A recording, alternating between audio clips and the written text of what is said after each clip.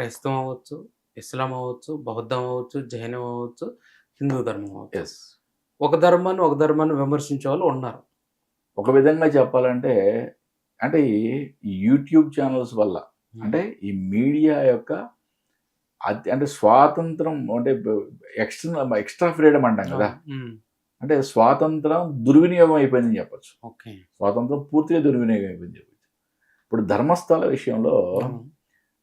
విషయంలో ఇవే YouTube channels చాలా చక్కగా వాళ్ళు విధి నిర్వహిస్తున్నారు. చాలా ఛానల్స్.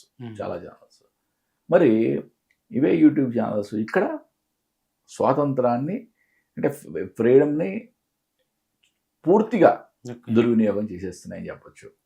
అంటే వాళ్ళ వ్యూస్ కోసమో, ఓకే, వాళ్ళ వ్యూస్ కోసమో, లేదా వాళ్ళ యొక్క ఎకానమీ కోసం, అంటే వాళ్ళ డబ్బులు, అంటే యూట్యూబ్ ఛానల్ నుంచి వచ్చే చిల్లర డబ్బుల కోసం, నిజంగా చెప్పాలంటే చిల్లర డబ్బుల కోసం ఒకళ్ళు రెచ్చగొట్టి, ఓకే, వాళ్ళు ఉండగా ఇంకొక మతం గురువులకు ఫోన్ చేయటం, ఓకే, ఎవరికో ఫోన్ చేసి ఈయన ఇట్లా అంటున్నాడు, ఆయన అట్లా అంటున్నాడు, వీళ్ళే పెట్టడం, డిబేట్లు పెట్టడం, ఇవన్నీ హర్షించదగ్గ విషయాలా?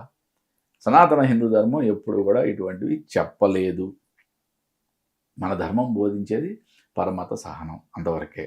అందరినీ కలుపుకుంటూ మన ధర్మాన్ని మనం పాటించమని మన ధర్మం ఎప్పుడు చెప్తుంది.